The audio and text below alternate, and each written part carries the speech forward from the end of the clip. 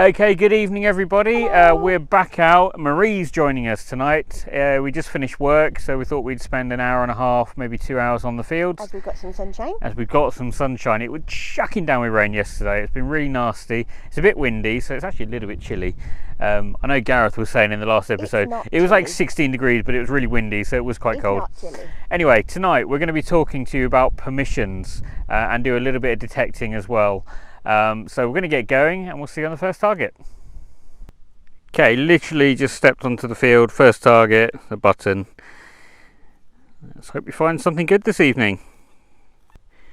Okay, here's my next one, which is just being cleaned by Marie.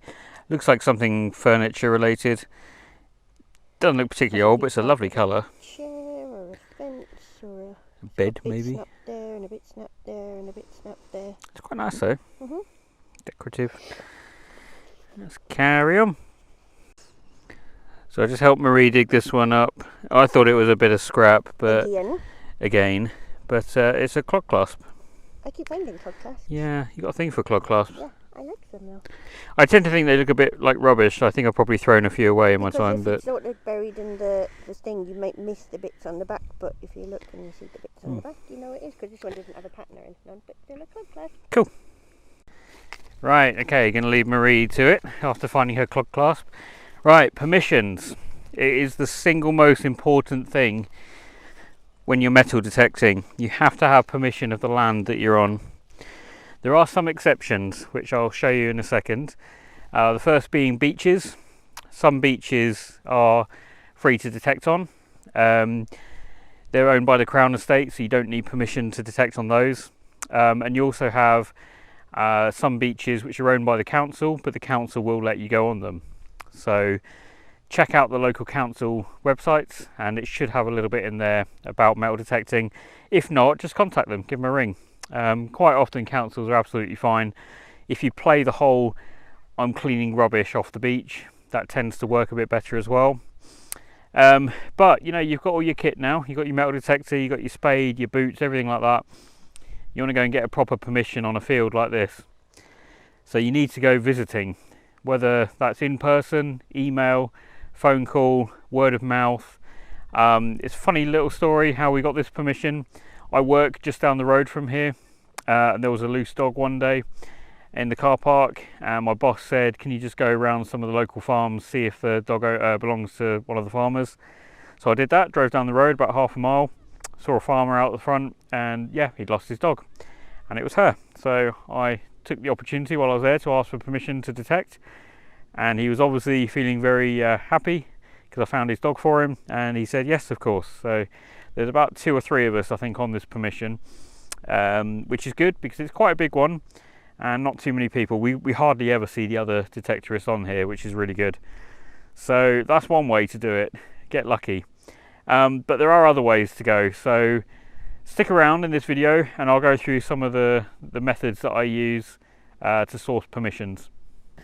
I literally just left Marie to go and film that last little bit about permissions, and she's shouting me over because she thinks she's found a coin or a button. What have we got? I can't see. It looks possibly coiny. Sort of bent. I don't think it's a love token. No, I think it's just been like dinged. Whoop. You drop it. I dropped it.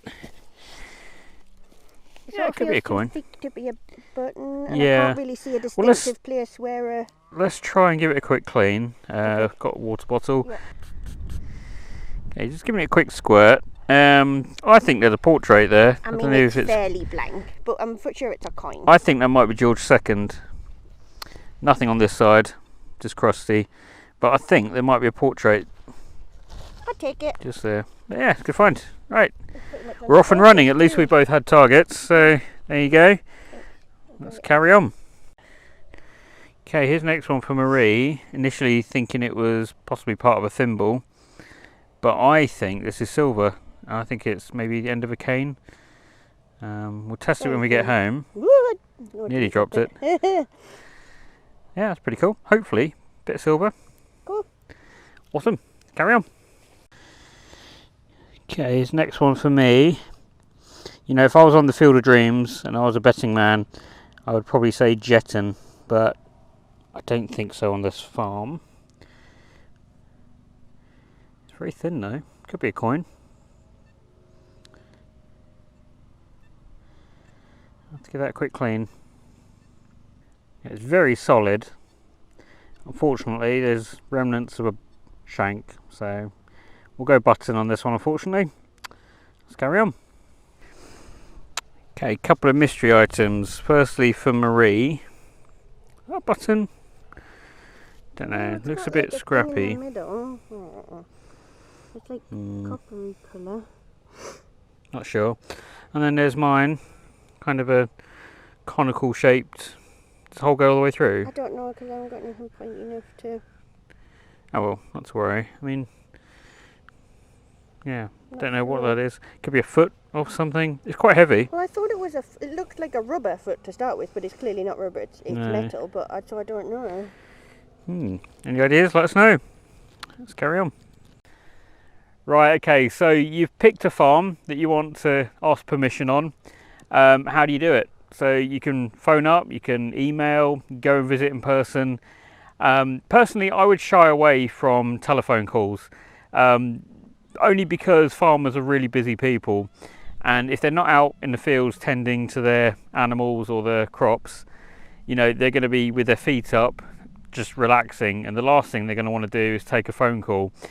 More likely you're going to get through to the farmer's other half, and they'll probably not know, you know, whether the farmer would want to give permission or not. So I would go in person or email, because it kind of puts the ball in the farmer's court, so to speak. I spent the first weekend when I bought my first metal detector, I spent a whole day just visiting farms.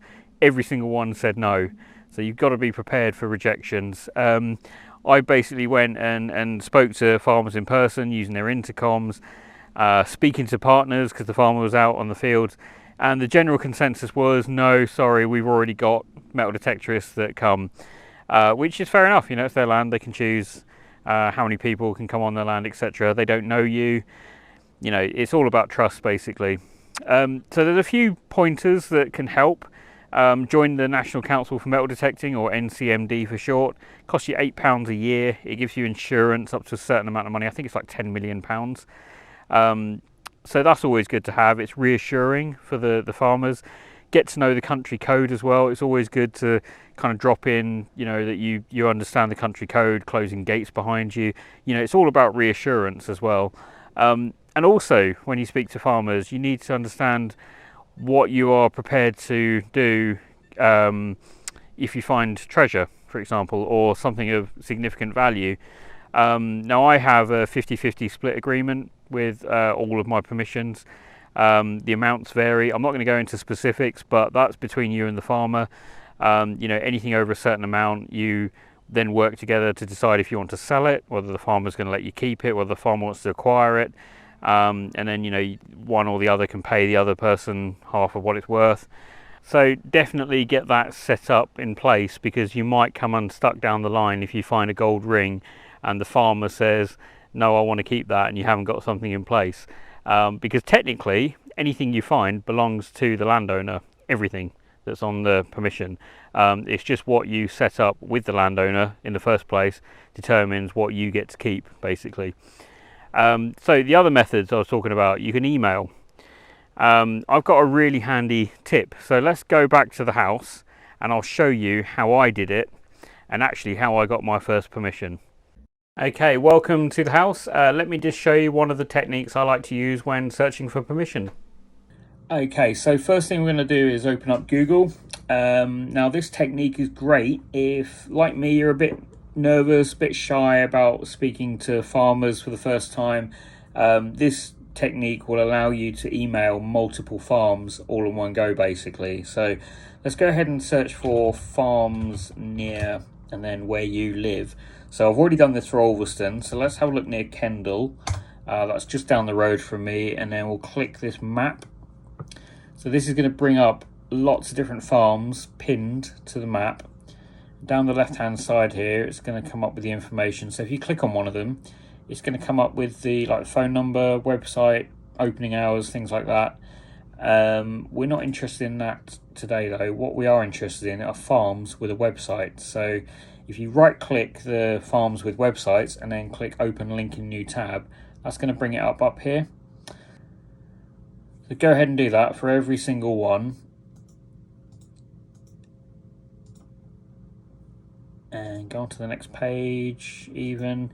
Now the other thing you can do is just take out the near Kendall part and just hit enter.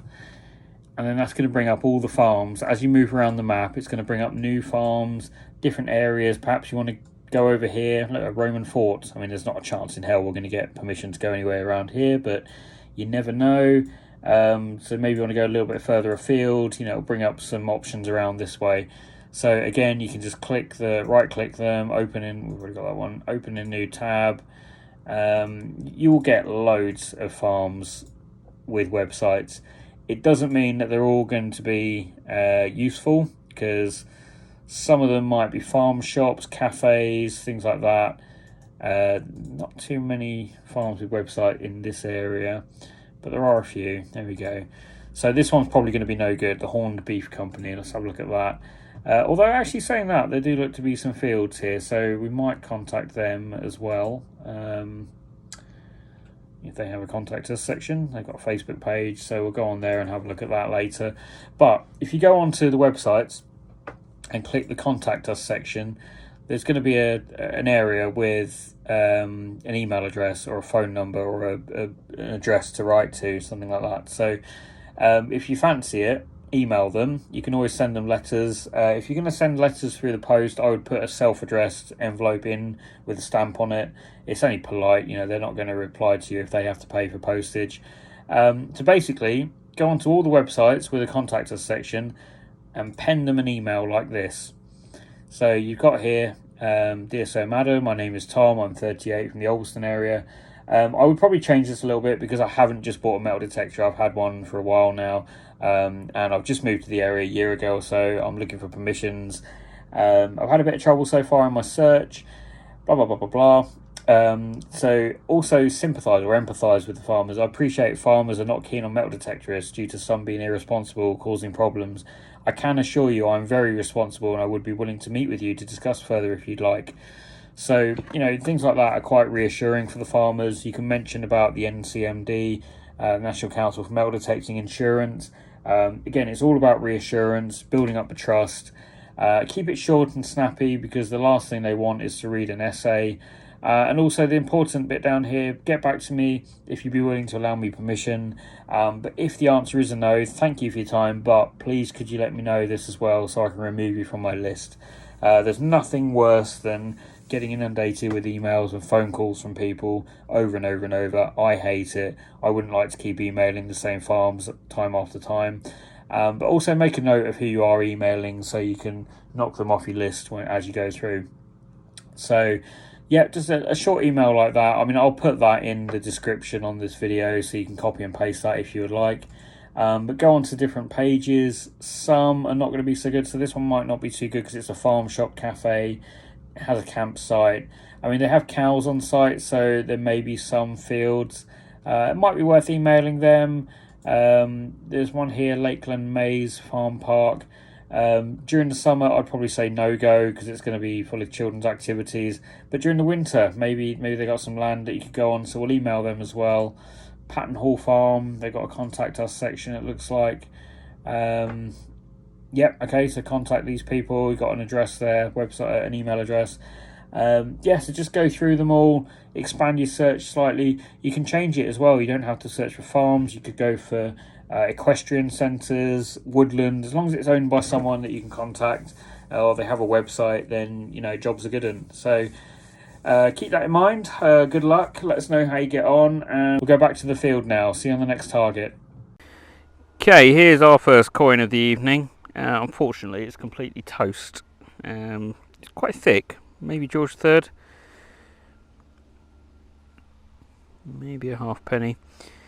We'll give that a quick clean. If it reveals anything, we'll come back. Otherwise, see you on the next. Alright, next one up is another button. Bit of gold gilt on it. Clean that when we get home, I think. See if there's anything on it. Let's carry on. Next one up for Marie. I don't know what to do. It's interesting. It's quite thick. I don't think it's lead. Thick and it's heavy, but it's not lead. It's not bending. But I can't see any markings on it. But it definitely obviously was. It looks old. Round. It's just got a bit of a chunk out of it. Yeah, might have to ask around for that one. I mean, there's not much on it, so it's going to be hard to identify. Interesting though. It is. Yeah. Right, let's carry on. Okay, here's Marie's next one. Maybe a bit of a buckle. Bit of a buckle, maybe? Not sure. It's quite old. Now, I've just found a coin. I haven't actually looked yet. It's in my glove. Looks sort of. It looks a bit small to be a farthing. It could be a farthing, but. Yeah, let's give that a quick clean. There's a bit of detail on there. Okie dokie. Well, it's going to be a bit hard to see because we haven't got any sun. But it's a George VI, and it's a farthing, and it's cool because it's my first ever Wren farthing. Can't really see it. I'm going to have to clean that better when I get home.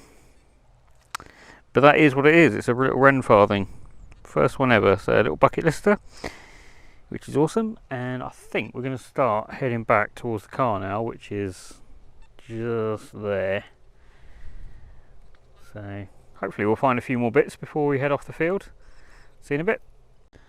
Okay, just had this little bag seal up. It's really nice. Detail on both sides.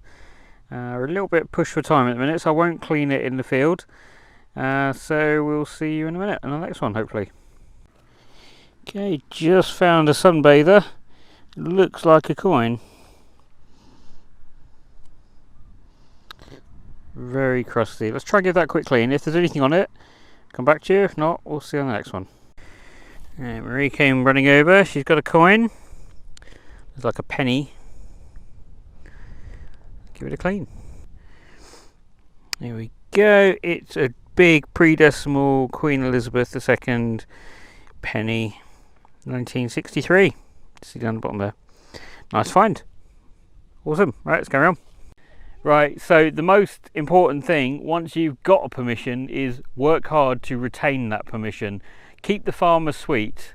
Whether it's, send him a present every now and then, i.e. like some coins you found, put them in a nice frame, put a little sticker underneath showing where they're from. Give them some money now and then if you sell something. Just, throw them 10, 20 quid, whatever, you've sold things for. Always give them half, even if that's not part of the agreement. A bottle of whiskey at Christmas or a bottle of wine or something. If they've got kids, box of chocolates, things like that. I always used to give my old farmer like a little hamper kind of thing with some chocolates and bits and pieces, and that tends to keep him quite happy. It's all about trust. If he trusts you, you can trust him to not let other people come on your permission. Okay, sort of a bucket lister for Marie, part of a thimble. She's never found a thimble before. I'm pretty sure that is a thimble, or part of. Top off and bottom off. Yes. Dimplies. Cool, nice one.